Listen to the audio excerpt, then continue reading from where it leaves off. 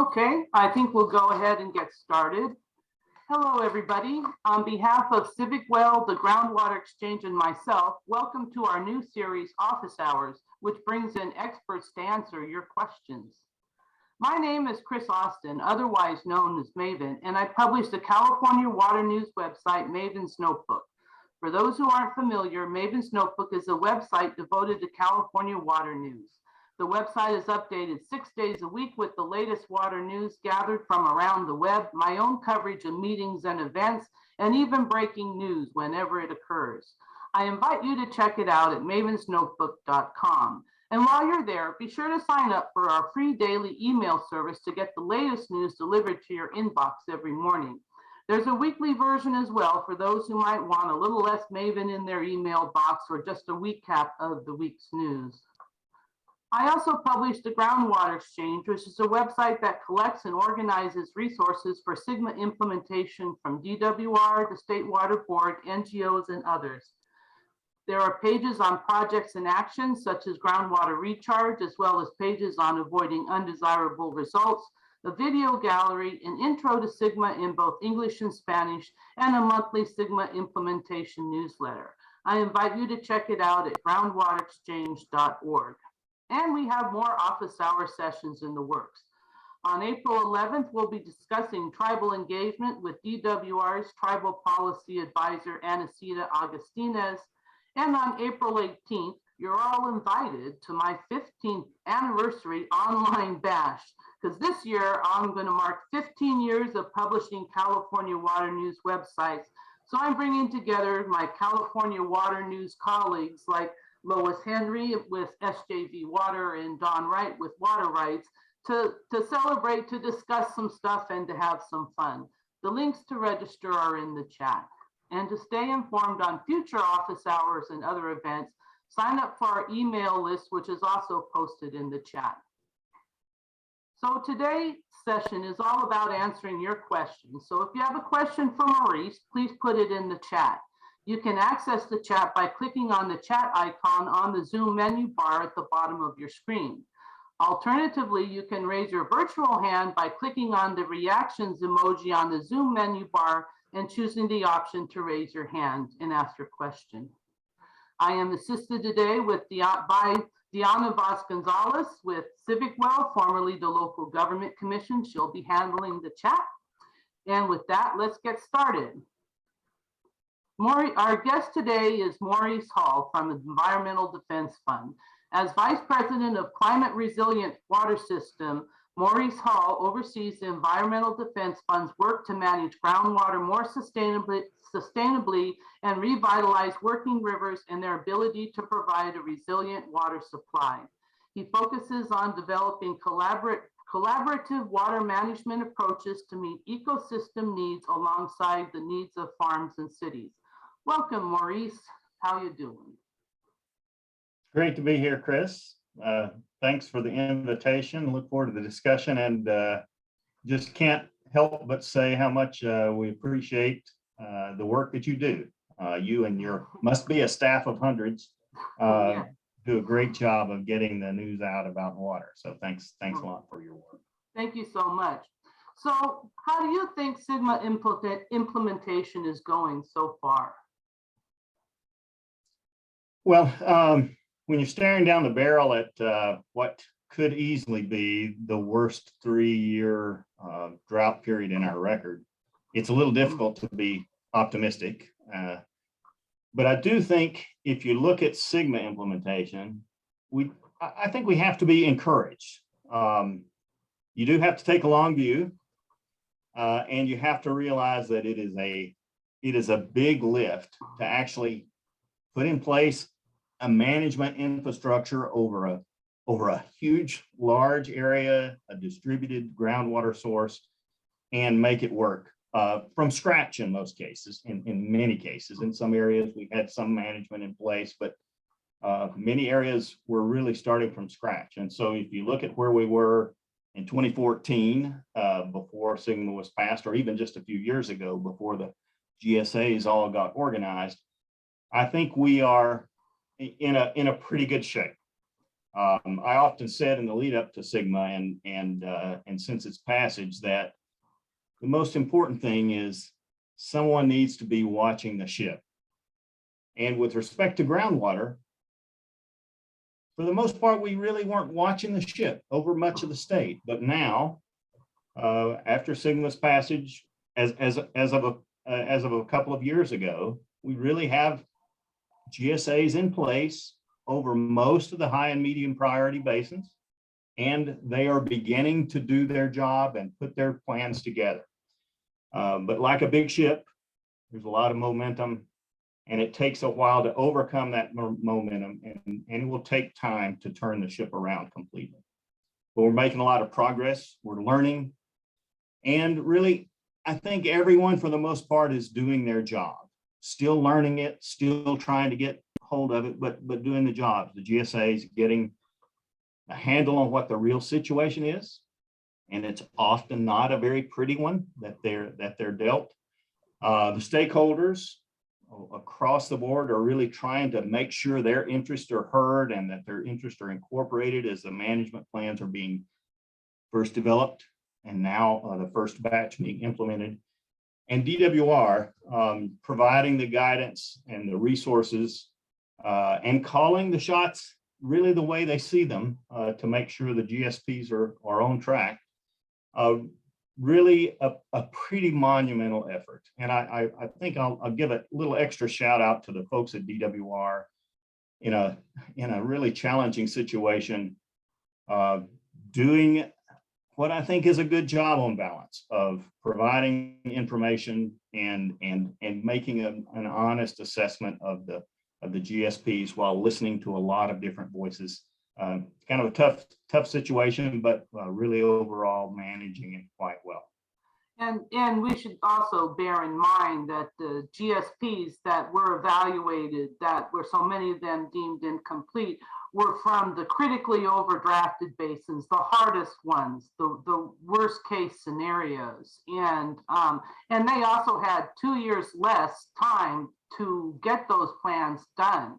So we shouldn't really be surprised that there's deficiencies there. And I think, they're going to work to address them. But I guess something to be said that everyone was told to form a GSA, and we had all GSAs were formed. Everyone was told to submit a plan, and everyone submitted a plan. That is saying something, That really is really right there. Okay. Yeah, and like you said, I do think it's reasonable and to be expected that we wouldn't get all this right the first time. I mean, just getting the ducks in a row for the GSAs to understand what was in front of them, get lots of different interest represented and wrestling with the issues. I think credit goes to the folks who have pulled these GSPs together and submitted them. And it's not unreasonable at all that we're going to need to adjust, and we're going to need to adjust going forward over the coming years as well. Yeah, it's a starting point. So you have a new water program newsletter on the waterfront that people can subscribe to, and Deanna's going to put that link into the chat for you.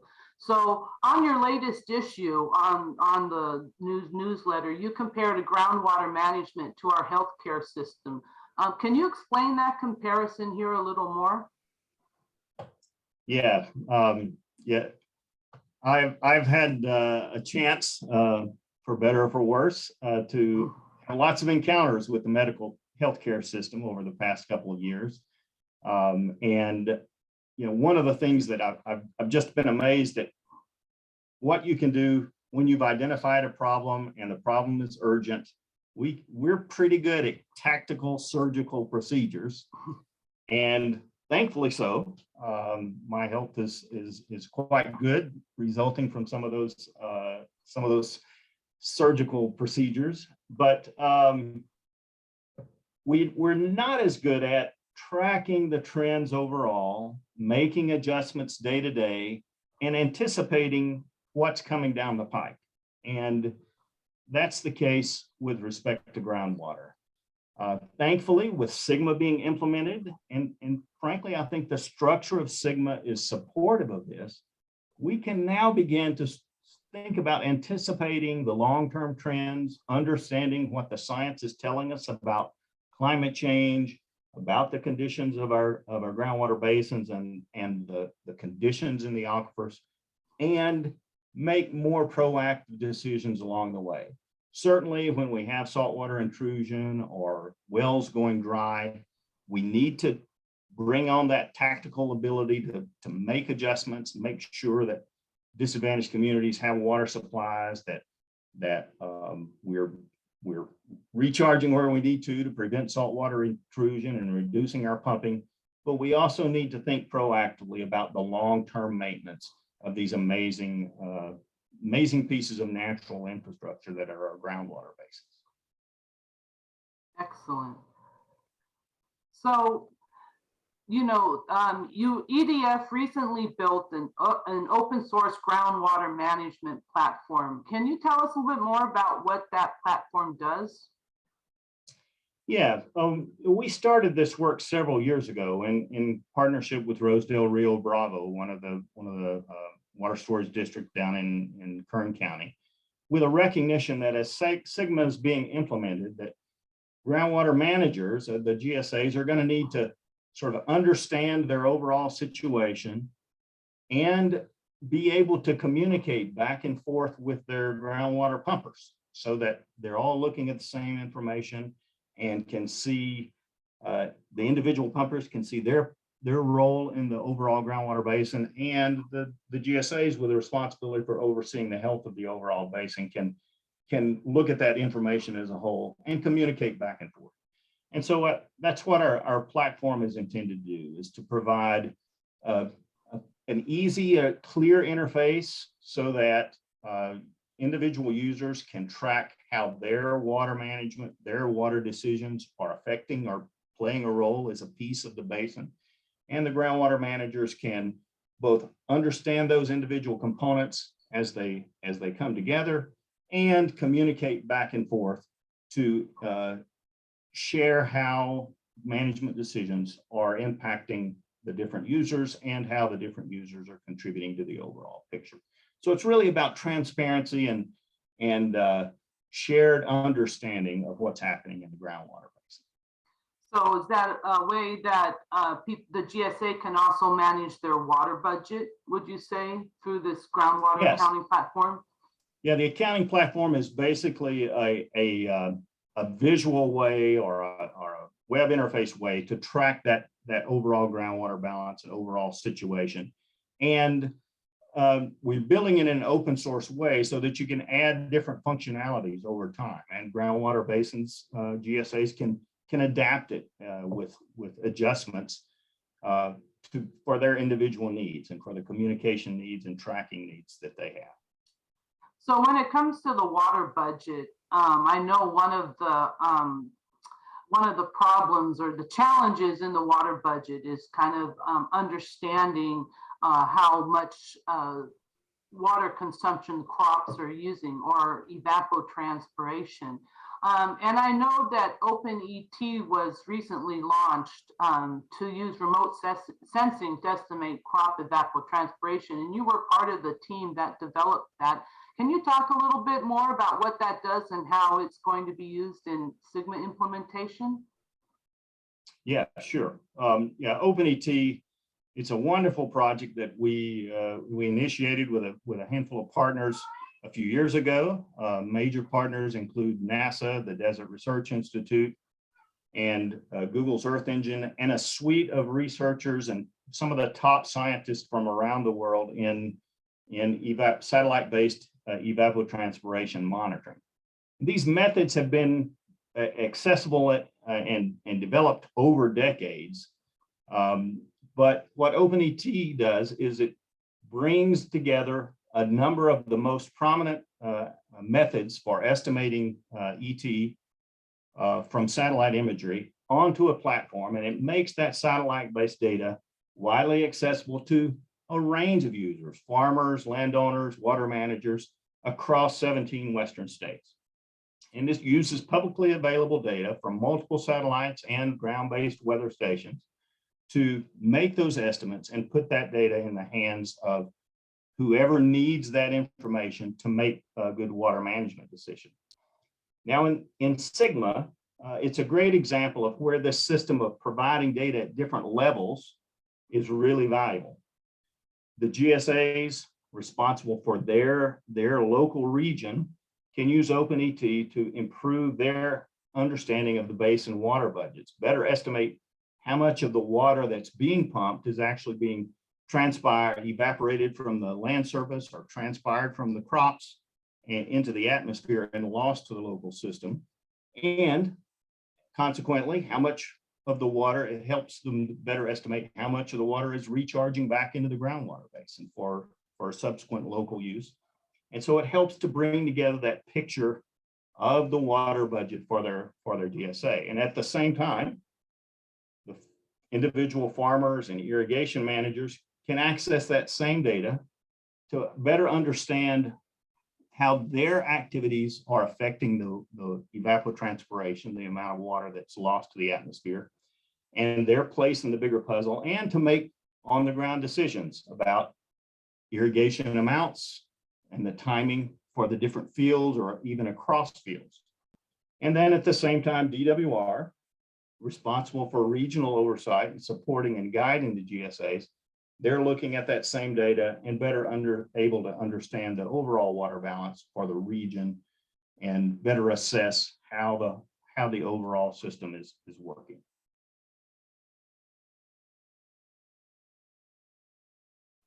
My cat was in here. She's very loud. So if you hear a cat meowing, that's mine. I had to shut my microphone off.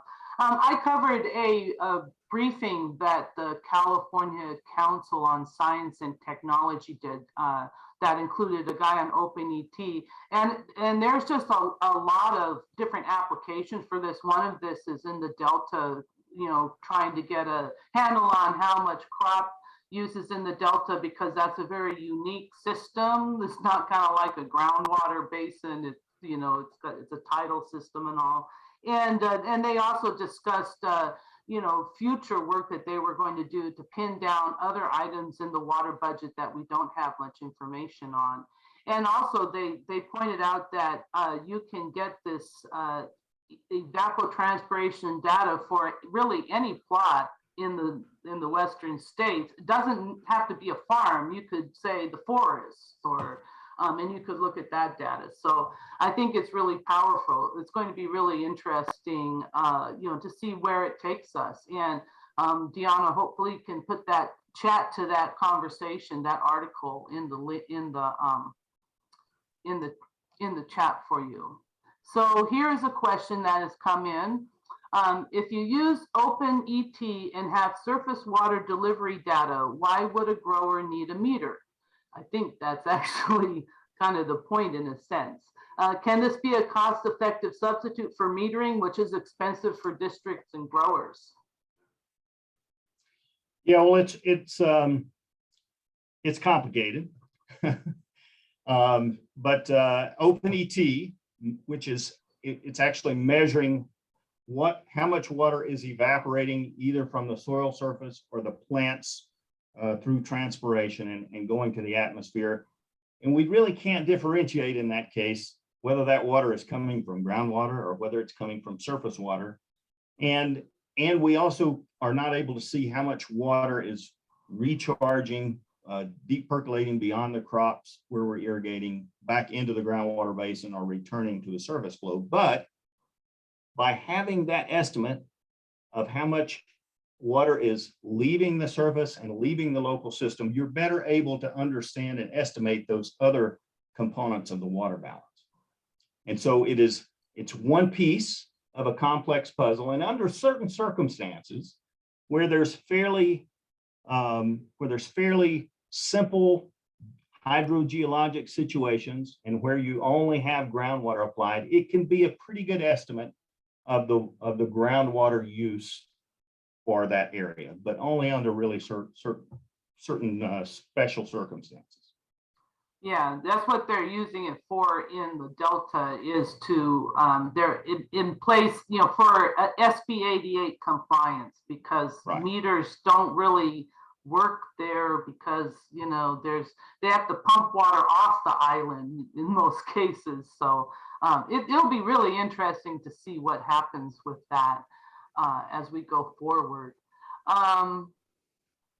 Okay. Oh, great. Now I get down to what I really happy to talk with you about. And please, folks, please put your questions in the chat.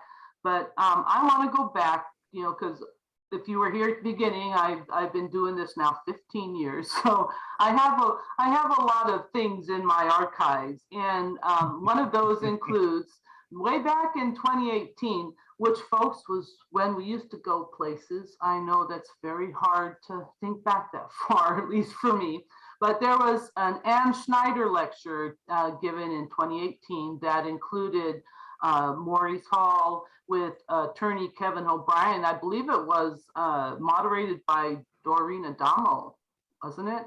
I think so, yes. Yes, and in that talk, Maurice talked a lot about groundwater, surface water interactions.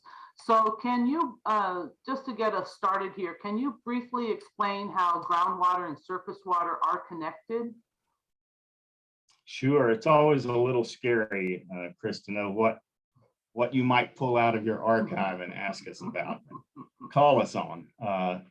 In this case, it's certainly easy to remember. I really appreciate the great exchange I had with Kevin O'Brien, developing that lecture, and then since ongoing conversations. But I mean, the basic condition is that, you know, our rivers and streams that are a big part of our water supply are not, you know, they don't run in a concrete channel. And underneath the rivers and streams, the stream bed is porous. And so there's an exchange that goes on between the rivers and streams and the underlying groundwater. And if groundwater levels in the surrounding aquifer are high, that can force water or cause water to recharge into the stream and contribute to stream flow. If the groundwater levels, due to pumping or other circumstances, are brought down lower, then the water will leave the stream, leak through the riverbed, you might say, and help and become part of the recharge to groundwater. That means the streams lose water and the groundwater gains water. And that's an important source of recharge. But it's very important that we understand and track that. Otherwise, we end up pumping groundwater and compromising our stream flow. And that exchange happens whether you like it or not. And so going forward, we need to understand that and manage our stream flow and our groundwater with that recognition that that exchange is going to happen. And in the lead up to SGMA, in this lead up to SGMA passage, I was on the stump, so to speak, trying to make sure that we didn't ignore that connection as we develop the rules for SGMA, and therefore the undesirable result of surface water depletion is thankfully included in SGMA and gives us a chance to make us think about that exchange and manage our groundwater basins appropriately so that we don't overly impact our surface flows.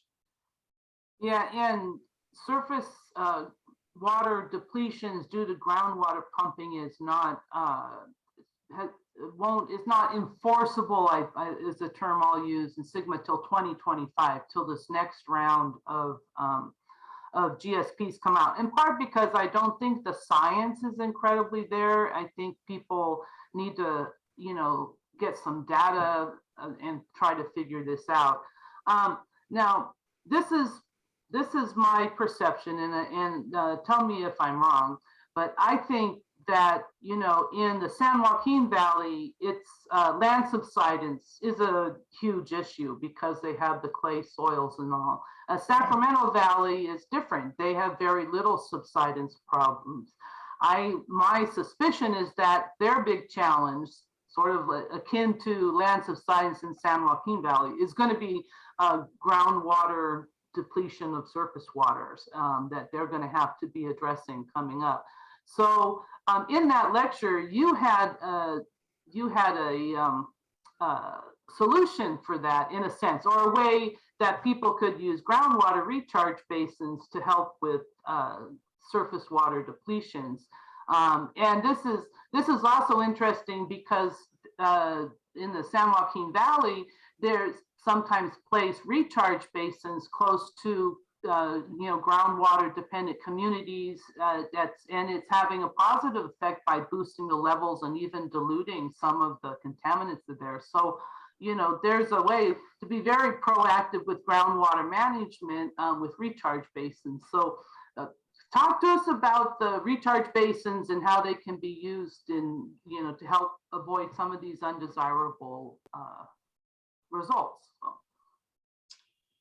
Yeah, so it's really a fun and challenging problem, but with our sustainability agencies in place and with a good understanding, and that understanding will have to be developed over time of our groundwater basins, we have a lot of opportunity to proactively manage for a lot of different benefits and uses, one of which is stream flow.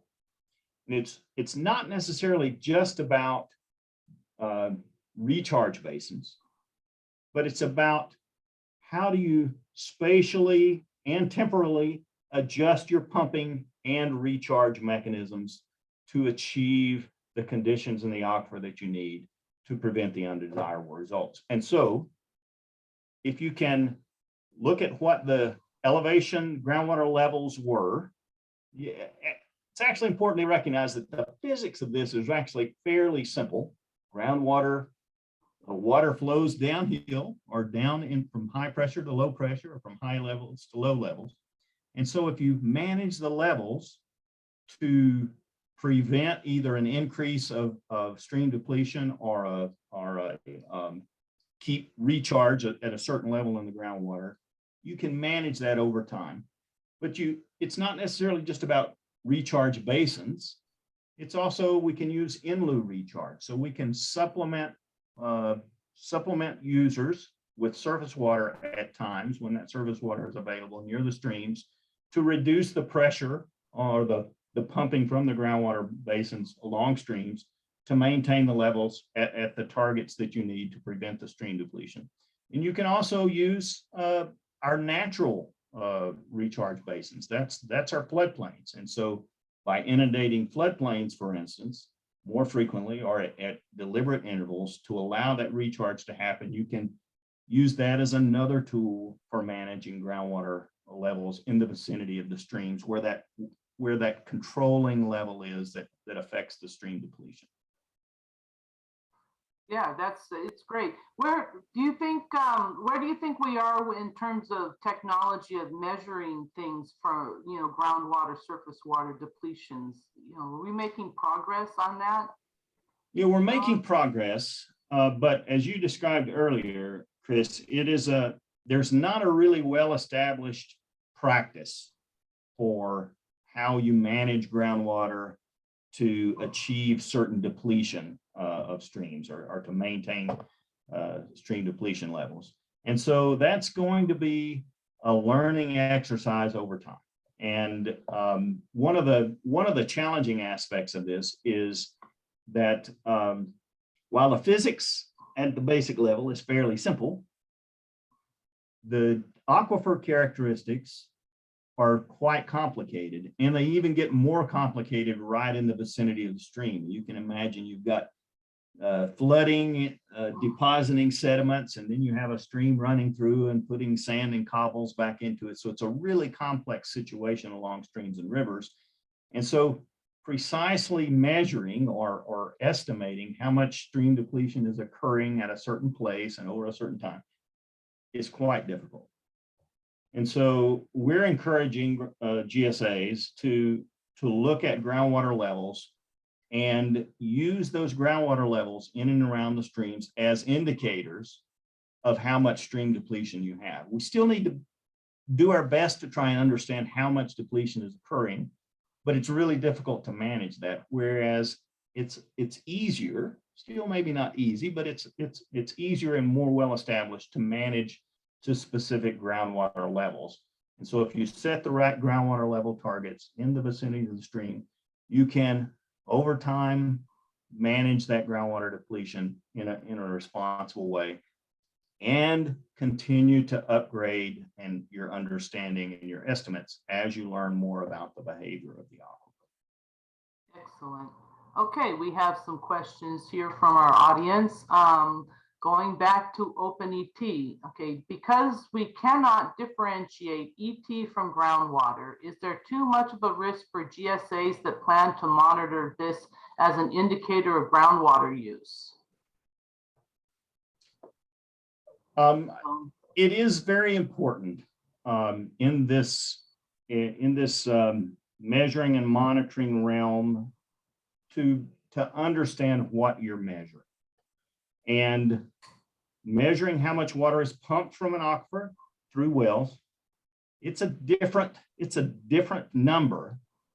In most cases, it's a different number from the amount of water that is evaporated or transpired from our plants and our crops from the irrigated areas. And so it's really important to understand that and understand your local situation and to treat that measurement appropriately. Now, there are some unique circumstances where it's only groundwater that's being used for irrigation and where whatever water is not transpired returns back to the underlying groundwater basin. In those cases, ET measurements like you would get from OpenET is a pretty good surrogate for that, the amount of water that's pumped or net withdrawn from the aquifer. In most circumstances, unfortunately, it gets more complex when you have surface water and groundwater that are being supplied, and while that the water that is not necessarily transferred to the atmosphere doesn't directly return back to the underlying groundwater basin. And so you can't shortcut it in those cases. You do have to do your best to understand those different situations. And we're going to need to give the GSAs a little room to try and figure that out, but also make sure that we're not oversimplifying the picture. Great. Another question that comes from our audience. What impact, if any, do you think OpenET may have in terms of disincentivizing soil health practices such as cover cropping?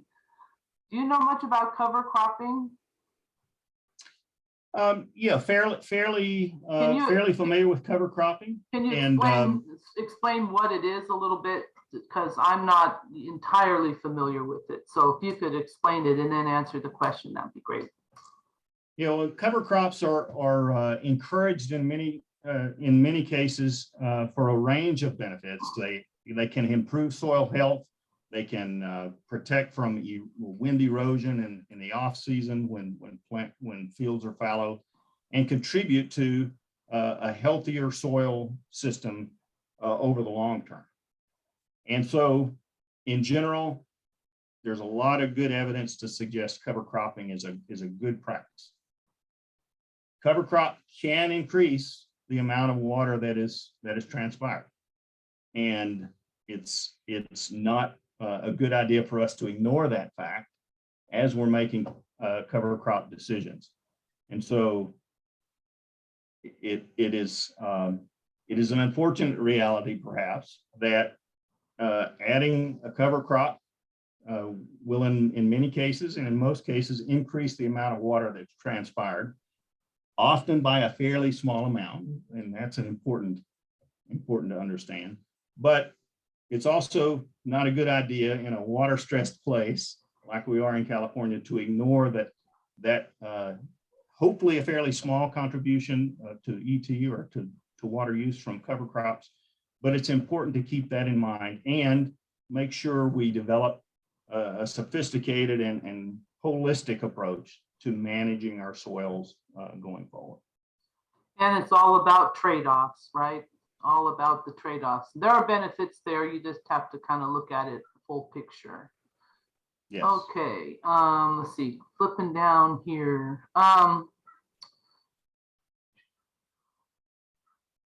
Okay, here's a question. Oh, another one from the, oh, here's a few more from our audience.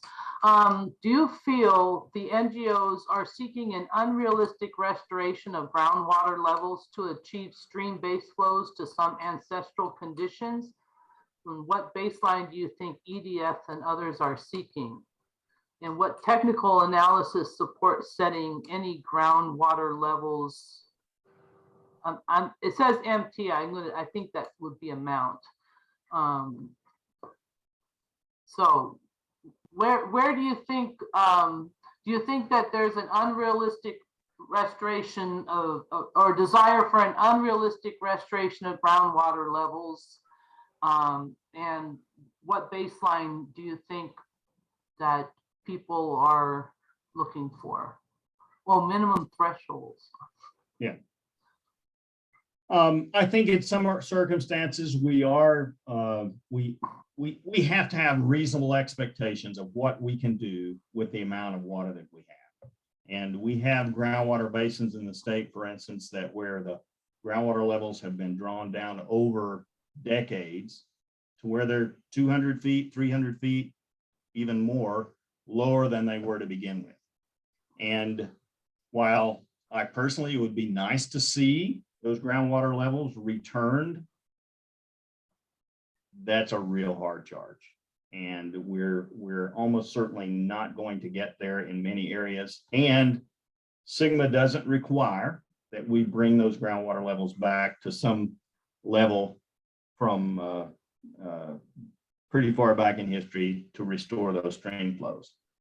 Now, and so I think the first charge for the GSAs is to meet the basic requirements of SGMA and maintain stream depletions at levels and don't let them continue to get worse over time. And where we can raise those groundwater levels further to support stream flows or take additional water management actions to support stream flows, we really need to work on that. Our ecosystems have been heavily impacted by stream diversions and groundwater pumping. We need to understand that, and we need to do all that we can to maintain those flows and where possible, restore the flows that are necessary to support fish and wildlife. And that said, with the world as we have it, and the amount of water that we currently have, the many different demands on it, we're simply not going to be able to return those groundwater levels to the ideal level from an ecosystem standpoint that we may have seen 50 years ago or 70 years ago. Yeah, it's just too far down there in some places, and we just don't have that much water sloshing around. I do think people do get that. Let's see. Oh, I answered that one. Oh, actually, okay, there's two there. Okay, so please feel free to keep asking your questions in the chat. So what other groundwater strategies and solutions do you think are most important or promising to address the drought in SGMA? Well, I have a number of answers to that, but I'll actually reflect back on the last question a little and with respect to groundwater strategies going forward. While I acknowledge that we're not going to be able to recover the groundwater levels in many areas to the point where you can support the stream flows that we may have had 50 or 70 years ago. Once we have SGMA in place and the groundwater sustainability agencies functioning, then they become a really valuable partner in restoring flows for ecosystems and fish and wildlife. As an example, we can think about deliberately banking groundwater in areas to sustain stream flows in particular places where it's critical that we need additional water. We can also use groundwater as a buffer, perhaps, for surface water diversions. And so where surface water diversions have been occurring and causing impacts to fish and wildlife, we can offset those surface water diversions with groundwater. And therefore, having the groundwater basin managers in place and an understanding of how the aquifers behave, we can now add another really important partner in designing solutions for fish and wildlife. I think more broadly on your question of the opportunities that we have going forward, one of the things that I think deserves a lot more attention, and again, now that we have Sigma in place and someone watching the ship, we can do things like this, is thinking about how we use our surface water reservoirs and our groundwater basins in concert. Our groundwater basins have huge storage capacity in many areas, lots of room to put some water in there. It's just hard to stuff it in there really quickly when we have high flows and short-term weather events.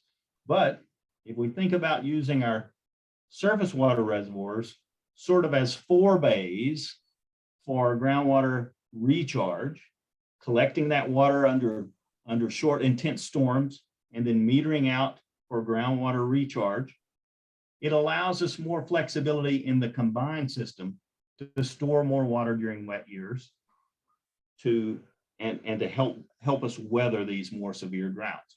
And that water can be used for all different types of benefits. And I think we need to more proactively think about how we use that for fish and wildlife benefits, proactively managing to provide allocations for fish and wildlife, just like we do for cities, just like we do for farms.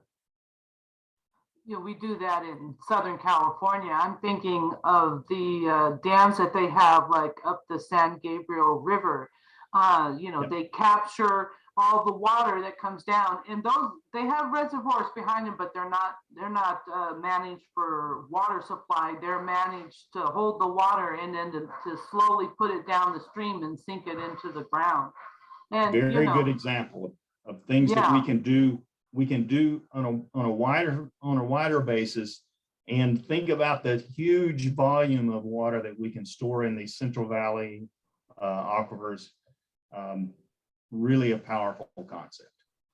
Yeah, I mean, and I do think it's important to note that in Southern California on the coastal plain, we didn't have any critically overdrafted basins. We have some basins with problems, but and Chris, you're switching in and out and getting soft some of your time now. So I get back up to my microphone. There you go. Okay, sorry about that. Yeah. Okay, so let's see what else we have here on our list. Okay, a question that's come in from our audience. What science or regulation are needed to achieve reasonable surface water, groundwater interaction goals?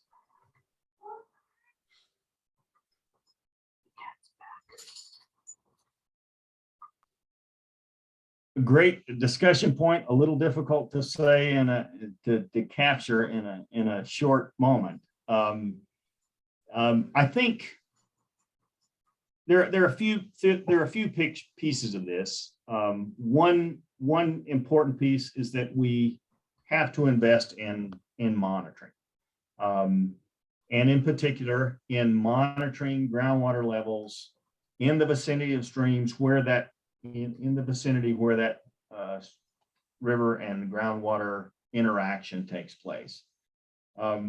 These groundwater basins and the rivers and streams are part of a really important and valuable natural infrastructure. And so we have to sort of think about this as infrastructure as part of our water system, and we need to monitor it just as if we had built it.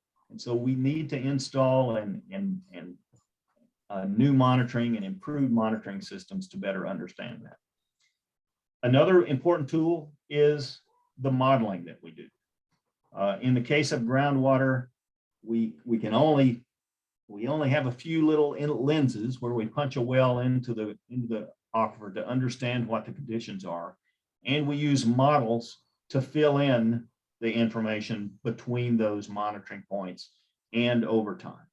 And so one of the important things that GSAs are already doing, and we're going to need to put, unfortunately, put a good bit of investment into that, is improving this groundwater modeling ability in concert with improved monitoring to be able to understand how these systems are behaving and be able to adjust both the thresholds that we learn to be important, but also adjust our management actions to better meet those monitoring those targets. Okay, cool. Let me see if we got what we have here. Okay, sorry, cat's in the way. Okay. Let's see. I'm kind of whittling down my list of questions here. I think we're sort of getting through them here. So, here's one. So California is suffering through yet another record-setting drought. So the question is, what keeps you up at night about groundwater in California, and what gives you the most hope? Well, what keeps me up at night is the question of just how extreme is this climate change? What's the new trick that this climate change is going to show us? I mean, last year we saw repeated 100-degree temperatures in British Columbia.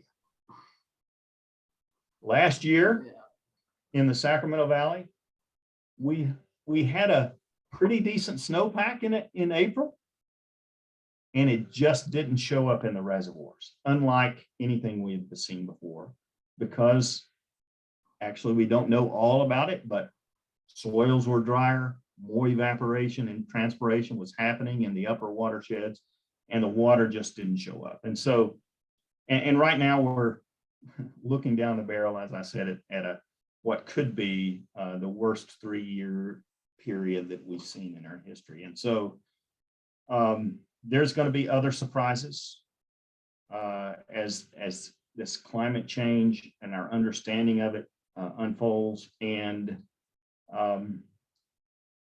that keeps me up. Now, on the other side of that, what gives me hope? There's a couple of things. Folks have heard me talk about the magic of groundwater, and we talked a little bit about some of the tools earlier of how we can use these amazing pieces of natural infrastructure more thoughtfully and more proactively, especially now that someone is watching the ship.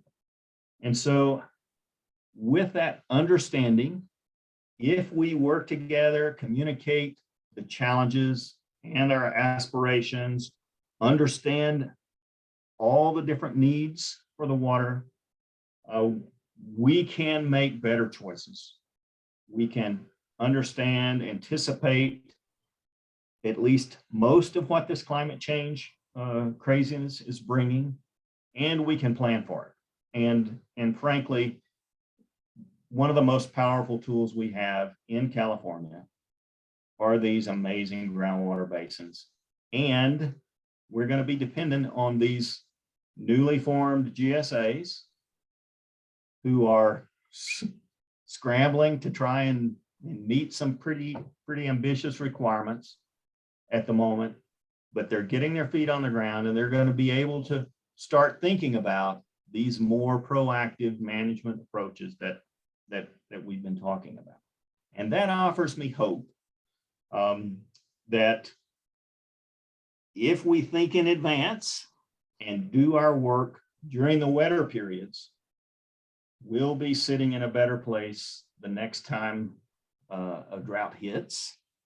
When you're in the middle of a drought, your options are more limited. But if you think about it and plan in advance before that next drought gets here, we can be in a better position. Okay, look, we have a question. Oh, we have a few questions here. Let me see. Okay.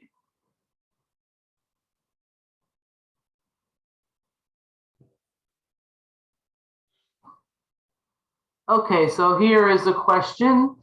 How do we change the current message regarding the drought as an emergency response situation, which merits cutting back already hardened supplies? The message should be that a drought is a normal condition and should be the basis for design of a resilient water supply that responds to climate change. We need to change the thinking to encourage investment in supply expansion and sustainability. So how do you think we can change this message? How can we move from emergency response to being more proactive, I think is essentially the question. Yeah, it is an absolutely really valuable point. And that's, in a way, it's sort of the theme of what we're doing in our work, and hopefully the theme of what I've been trying to encourage, and that is, these droughts are going to come, and recognizing that, and recognizing not just the supply side, because there's a limit to what we can do on the supply side, but also on the demand side, and realistically taking a look at all the expectations we have of our water supply, and recognizing when there's simply just not enough water, or not enough water at the cost that we can afford to pay for it to meet those needs, and making adjustments both in demand and in the supply. And that the key to the point of that question of how do we change this dialogue, the key is having all of the voices in this discussion and thinking about all those different water needs, and wrestling with the hard problems, the hard situations of, when we're way out of balance in the wet years, we're going to be really out of balance in the dry years. And so we have to anticipate that. Let's work together to figure out solutions where we can bring the assets that everyone has, and an explicit discussion of the trade-offs that we face. I think what's interesting too, thinking back to conjunctive use is, there's a lot of technology advances going on here with FIRO, this forecast informed reservoir operations. So when you don't have to drain the reservoir down so low, if it's, so you can hang on to more water, and you can also, move water into groundwater basins. So, there's all sorts of really interesting things. These airborne snow observatory flights to really know how much water is up there. I think the heat is the one thing that it's hard to take in account, and it probably doesn't sound so bad to some, but it really, 2 degrees temperature, average temperature rise is a big change in how much crops are using and how much the environment is using. It's just not, got to crank your air conditioner down a few more degrees to compensate.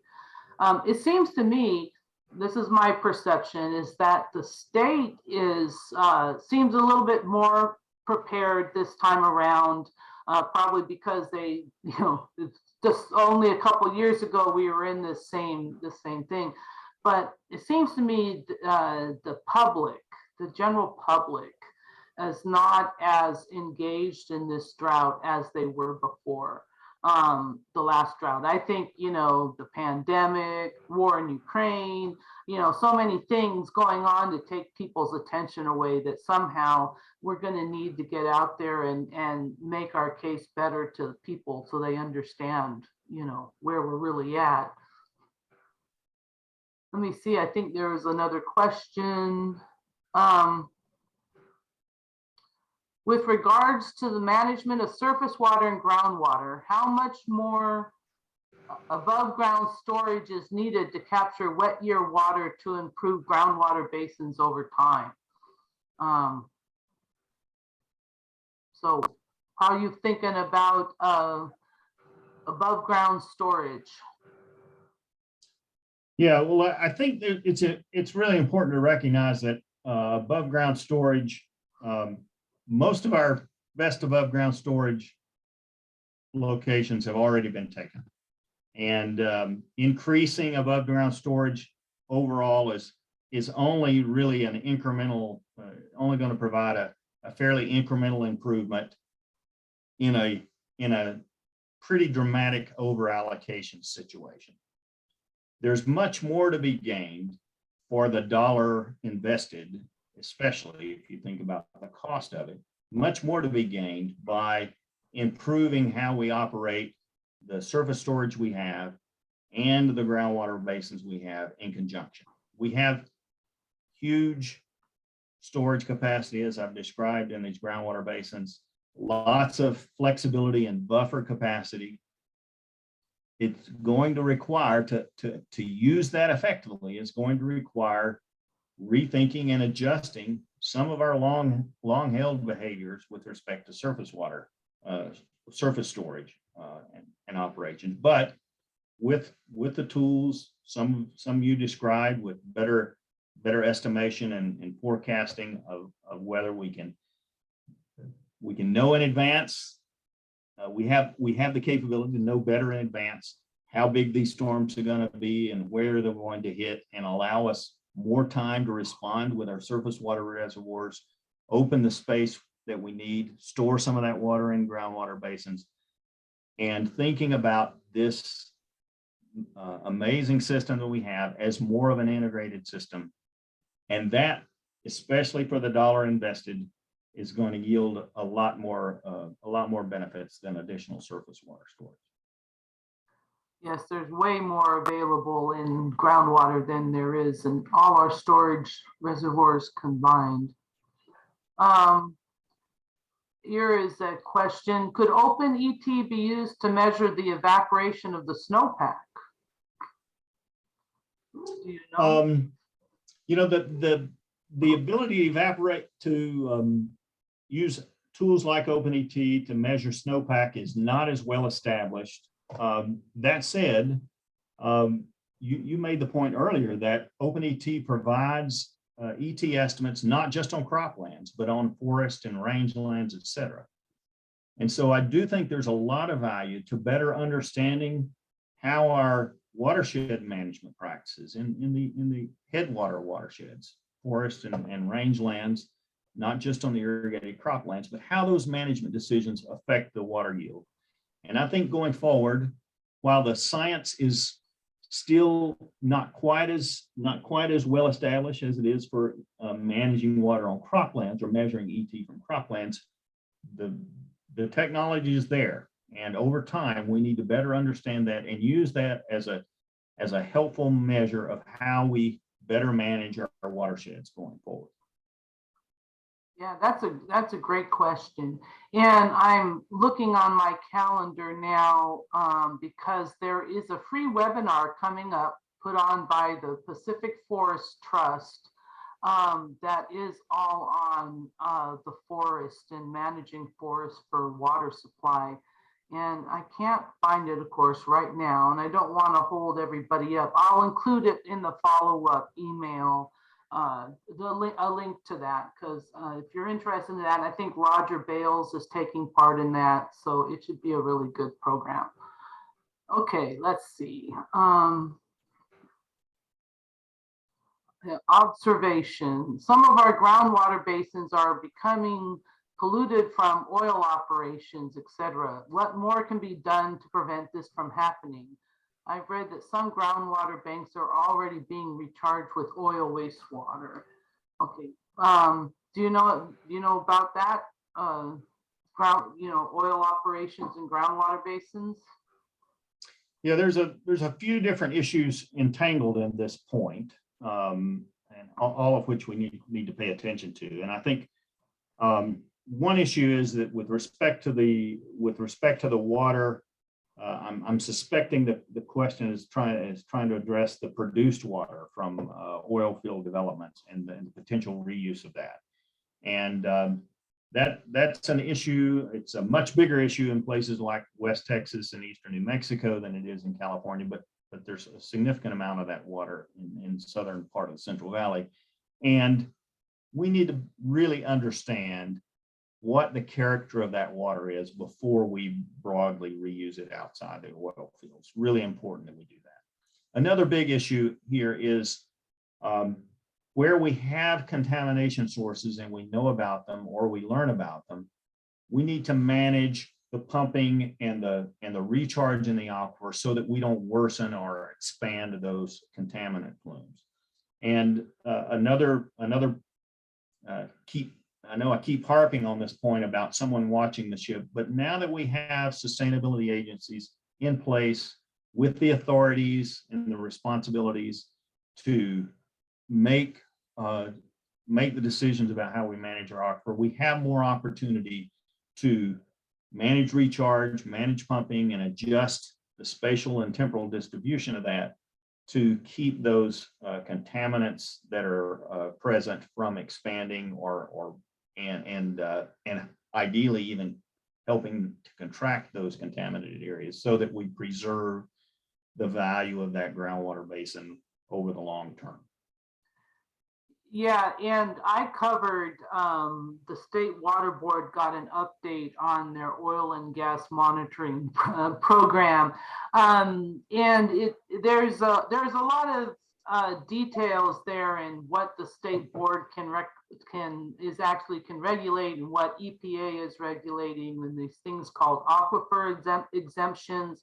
Without getting into that, I will just say, me as a regular person, I wasn't necessarily comfortable that I felt that this was really being taken care of in a way, because an aquifer exemption is saying that we're never, ever going to use that aquifer. So I'll drop that, the link to that article into the follow-up email so y'all can look at it. If you're interested in this, though, you really should start paying attention to the State Water Board's, I believe it's SB4, Oil, Gas, and Monitoring Program.